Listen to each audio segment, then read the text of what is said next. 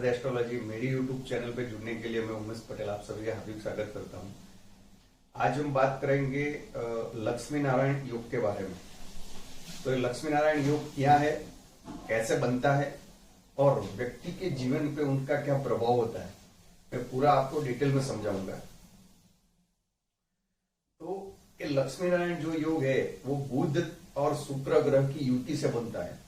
यानी व्यक्ति की कुंडली जो होती है उस कुंडली के अंदर बुध और शुक्र की जब युति होती है तब ये लक्ष्मी नारायण योग बनता है। तो उसके कुछ नियम है, मैं आपको बताऊंगा। पहले तो कुंडली के अंदर ये बुध और शुक्र योग कारक ग्रह होने चाहिए, यानी मित्र ग्रह होने चाहिए व्यक्ति की कुंडली के अंदर।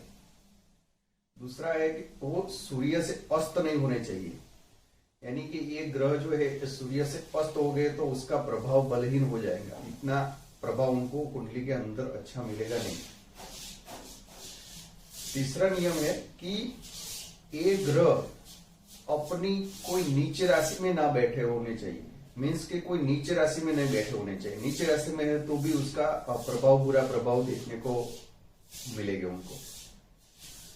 सूर्य से अस्त नहीं होना चाहिए, नीचे राशि में नहीं बैठे होने चाहिए और वो कुंडली के अंदर योग कारक ग्रह होने चाहिए। तो ये नियम ध्यान में रखते हुए हम देख सकते हैं कि कुंडली के अंदर जो लक्ष्मी नारायण बुध और शुक्र की युति से जो योग बना है वो व्यक्ति के जीवन के अंदर क्या उसका प्रभाव होगा। अभी हम बात करेंगे कि जिस कोई व्यक्ति की कुंडली के अंदर लक्ष्मी नारायण योग बना है तो उसका प्रभाव कैसा होता है। तो जिस कोई व्यक्ति की कुंडली के अंदर ये लक्ष्मी नारायण योग बनता है तो आप इन योग का नाम से ही आपको पता चल सकता है कि लक्ष्मी और नारायण विष्णु भगवान दोनों की युति, यानी बुध और शुक्र की युति। तो ऐसे व्यक्ति के जीवन के अंदर उनकी जो लाइफ रहती है बहुत लग्जूरियस लाइफ होती है। मगर वो योग कौन से भाव में बना है कुंडली के अंदर, वहां से हमको वो पता चलता है कि ये उनके जीवन में कैसे प्रभाव डालेगा और ये योग का फल उसको कब मिलेगा वो पूरा डिटेल हमें पता चलता है। तो ये लक्ष्मी नारायण योग कुंडली के अंदर केंद्र भाव त्रिकोण भाव में सबसे ज्यादा उसका प्रभाव मिलता है, क्योंकि केंद्र और त्रिकोण अति शुभ भाव माने गए हैं। हालांकि तीसरे भाव, छठवें, आठवें और 12वें भाव में इतना अच्छा शुभ रिजल्ट मिलता नहीं है। तो केंद्र के अंदर योग बनाए तो ऐसे व्यक्ति के जीवन के अंदर बहुत ही अच्छा फल उनको मिलेगा। तो पहले तो कुंडली के अंदर बुध और शुक्र की युति होनी चाहिए और वो योग कारक ग्रह होने चाहिए मित्रों। और वो कौन से नक्षत्र में बैठे वो भी यहाँ पे ध्यान रखना होता है। तो अपने ही नक्षत्र में बैठे, मित्र नक्षत्र में बैठे तो उसका जो पावर है बहुत अच्छा मिलेगा व्यक्ति के जीवन के अंदर। तो अभी हम बात करेंगे कि कुंडली के अंदर 12 भाव के अंदर लक्ष्मी नारायण योग कैसा रिजल्ट्स देता है, व्यक्ति के जीवन के ऊपर ऐसा कैसा प्रभाव होता है। तो प्रथम घर के अंदर ये लक्ष्मी नारायण योग बनता है तो वहां पे वो उसका चतुराई यानी होशियारी यानी बुद्धि बहुत अच्छी होगी और उसका स्वास्थ्य भी अच्छा होगा।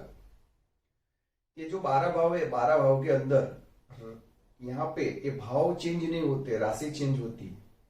तो हमें वो भी देखना है कि वहां पे राशि कौन सी है। मैंने बताया कि वो नीच राशि में बैठा है तो उनका बुरा प्रभाव होगा, वो अच्छा रिजल्ट नहीं मिलेगा, तो वो भी देखना इधर होता है। दूसरे भाव में ये लक्ष्मी नारायण योग बना है तो ऐसे व्यक्ति की वाणी अति मधुर होती है, सुनने में अच्छा होता है और वो अपनी वाणी से बहुत सारे लोगों को आकर्षित करते हैं। और दूसरा स्थान धन स्थान भी बोला गया है, तो वहां ये योग होगा तो उसके जीवन के अंदर पैसा, समृद्धि, सुख बहुत अच्छा उसको मिलेगा। तीसरे भाव के अंदर ये योग बनाया तो ऐसा व्यक्ति साहसी पराक्रमी होगा और अपने भाई बहन से साथ उनके बहुत अच्छा लगा होगा और उनके साथ एक दूसरे को लाभ होगा, यानी एक दूसरे को हेल्प करने के लिए ऑलवेज वो तत्पर रहेंगे। चतुर्थ भाव के अंदर ये लक्ष्मी नारायण योग बनता है तो चतुर्थ भाव जो है वो प्रॉपर्टी का है, माता का है। तो ऐसे भाव के अंदर वो लक्ष्मी नारायण योग बनता है तो ऐसे व्यक्ति के जीवन के अंदर वो प्रॉपर्टी, मकान, गाड़ी का बहुत अच्छा सुख उन्हें मिलेगा और उनको माता का भी सुख उत्तम मिलेगा, माता से उनका लगाव बहुत अच्छा होगा। कि पंचम भाव के अंदर ये जब बनता है लक्ष्मी नारायण योग, तो पंचम भाव है संतान प्राप्ति देखा जाता है। फिर यहां से आप जॉब करोगे तो आपकी इतनी कितनी इनकम होगी ये भी देखा जाता है। और ये लव मैरिज के लिए भी यहां से देखा जाता है। तो आप पंचम भाव में लक्ष्मी नारायण योग बना है तो आपको आपकी संतान बहुत ही होशियार और बुद्धिमान मिलेगी। आपकी जॉब से आपको अच्छा यहां से अर्निंग होगा। और कोई लव मैरिज किया है तो वो अपनी लाइफ के अंदर सक्सेस होगी। सप्तम भाव के अंदर लक्ष्मी नारायण योग बनता है तो सप्तम भाव से देखा जाता है कि जीवन, विवाहित जीवन, पार्टनरशिप में बिजनेस और आपकी रोजी रोज की इनकम कितनी है वो देखी जाती है। तो आपके सप्तम भाव के अंदर बना है तो आपको सुशील, संस्कारी और सुंदर आपको जीवन साथी मिलेगी और आपके जीवन साथी से आपको लाभ भी होगा। और आप पार्टनरशिप में किसी के साथ बिजनेस करते हो तो इसके भी अंदर आप सक्सेस हो गए, आपको बहुत अच्छा उसमें बेनिफिट होगा और आपकी रोजी रोजी जो इनकम है वो अच्छी होगी। नवम भाव में लक्ष्मी नारायण योग बनता है तो ये भाग्यस्थान माना गया है। तो भाग्यस्थान में बना है तो ऐसा व्यक्ति बहुत भाग्यशाली होता है और वो धार्मिक वृत्ति के अंदर मानने वाला होता है, यानी मंदिर के अंदर दान करता है और वडीलों की आदर करते हैं और अपने समाज में उसका मान सम्मान अच्छा होता है और वो बहुत आध्यात्मिक होता है और उसका भाग्योदय भी बहुत अच्छा होता है। अभी हम बात करेंगे 10वें स्थान के अंदर, जो कर्म स्थान के अंदर जो लक्ष्मी नारायण योग बनता है तो उसका लाइफ के अंदर क्या रिजल्ट मिलता है। तो 10वां स्थान यानी हमारा कर्म स्थान माना गया है। तो इसके अंदर जब बनता है तो उसको बिजनेस के अंदर बहुत अच्छा बेनिफिट होता है। बिजनेस करता है उसको उसका बहुत अच्छा प्रोग्रेस होता है। जॉब करता है तो उसके अंदर बहुत अच्छा उसको पद मिलता है और अपने समाज के अंदर भी वो अच्छा मान सम्मान, कीर्ति वो प्राप्त करता है और यहां से वो बहुत सुख, समृद्धि, पैसा कमाता है। 10वें स्थान में लक्ष्मी नारायण योग जब बनता है।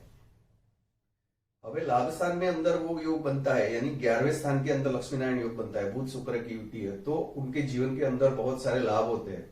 यानी उसकी सप्तम दृष्टि भी वो पंचम स्थान पे होती है तो उनकी आवक भी बहुत अच्छी होती है और उनका बोलते हैं कि वो बैंक बैलेंस जो बोलते हैं वो भी अच्छा होता है कि उसके अंदर ऐसे व्यक्ति के अंदर धन की कमी नहीं होती है, वो बहुत भाग्यशाली होता है।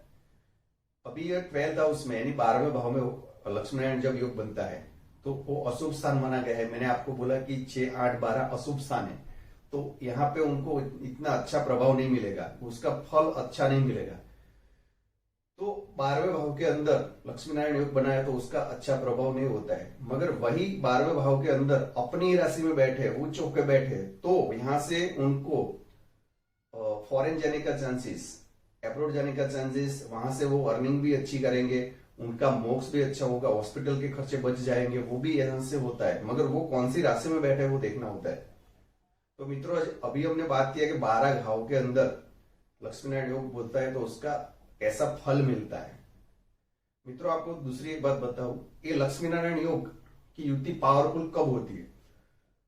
जब भी बुध और शुक्र का जो कंजक्शन हुआ है, मीन्स के एक दूसरे की युति हुई, उनके दोनों के बीच के अंदर डिग्री कम होती है। यानी मान लो कि बुध की डिग्री 10 है और शुक्र की डिग्री 15 है तो उसके दोनों के बीच का डिस्टेंस हो गया 5 डिग्री हो गया तो वो एक दूसरे के साथ है। तो ऐसे केस में इसकी युति बहुत ही स्ट्रांग मानी जाती है। अभी उसके विपरीत एग्जाम्पल, मान लो कि बुध की डिग्री है 10 डिग्री और शुक्र की डिग्री है 25 डिग्री 25, तो उस केस के अंदर उसका डिस्टेंस बढ़ गया है तो वो थोड़ी कमजोर मानी जाती है। दूसरा कि बुध और शुक्र की युति केंद्र और त्रिकोण भाव के अंदर और दूसरे भाव के अंदर अपनी राशि में हुई हो, यानी बुध मिथुन और कन्या राशि में है और उसके पास शुक्र है। दूसरा वृषभ और तुला राशि के अंदर शुक्र है और उसके साथ बुधदेव बैठ गए हैं, तो ये बहुत ही पावरफुल लक्ष्मी नारायण योग की युति मानी जाती है क्योंकि अपनी राशि में वो स्वगृही हो जाते हैं। और मान लो कि मीन राशि के अंदर हुआ है तो मीन राशि के अंदर क्या होगा, तो मीन राशि के अंदर केंद्र या त्रिकोण के अंदर ये लक्ष्मी नारायण योग बना है तो मीन राशि के अंदर शुक्रदेव उच्च के हो जाते हैं।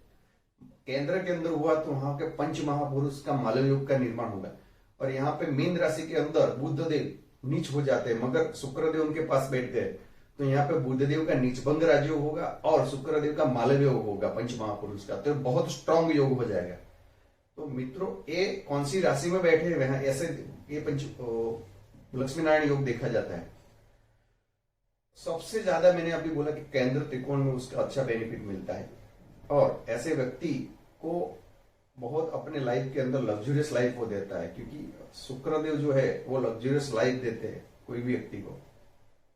अभी ये जो योग बना है उसका फल कब मिलेगा, तो जब भी ये बुध और शुक्र की महादशा अंतरदशा चलेगी, तब ऐसे व्यक्ति के जीवन के अंदर बहुत ही अच्छा टाइम आएगा, और वो बहुत ही उसका लाइफ के अंदर उसका प्रभाव होगा, और अपने बल पे वो बहुत आगे जाएगा, और ऐसा व्यक्ति कुछ ना कुछ हासिल करेगा अपने जीवन के अंदर। अभी बुध और शुक्र, यानी बुध यानी बुद्धि और शुक्र यानी वो भी उसके अंदर बुद्धि का कारक माना गया है, और बहुत सारी उसके अंदर विद्याओं प्राप्त करते हैं दोनों योग जब युति से योग बनता है तो। और ऐसा व्यक्ति बहुत होशियार होता है, बुद्धिमान होता है, और अपनी बुद्धि से अपने समाज के अंदर अच्छा नाम मान सम्मान प्राप्त करता है, और ऐसा व्यक्ति का व्यक्तित्व बहुत ही अच्छा होता है, यानी वो देखने में बहुत ही आकर्षक होता है, और वो अपनी वाणी से कई लोगों को अपने पक्ष में कर लेते हैं, ऐसा व्यक्ति होता है उसका व्यक्तित्व। अभी ये जो लक्ष्मी नारायण योग बनता है बुध और शुक्र की युति, तो उसमें मान लो कि बुध कमजोर है, शुक्र कमजोर होता है, आपको क्या करना है, तो उसका भी उपाय है कि आप बुधदेव के लिए पन्ना रत्न धारण कर सकते हो, मगर ये योग कारक होना चाहिए। शुक्रदेव के लिए हीरा या व्हाइट टोपाइज रत्न धारण कर सकते हो, और शुक्रदेव के लिए आप लक्ष्मी की उपासना भी कर सकते हो। बुधदेव के लिए आप बुध के मंत्र कर सकते हो, सरस्वती की उपासना कर सकते हो, तो ऐसा करके भी आप उसको मजबूत कर सकते हो। तो मित्रों, आज मैंने आपको बताया कि बुध और शुक्र की युति से लक्ष्मी नारायण जो योग होता है उसका कैसा प्रभाव व्यक्ति के जीवन पे होता है, उसका व्यक्तित्व कैसा होता है, और उसका फल कब मिलता है। तो मैं आशा रखता हूं कि वीडियो मैंने आपको समझाया वो आपको अच्छा लगा होगा। अच्छा लगा है तो उसको लाइक करना, शेयर करना और सब्सक्राइब करना। आभार।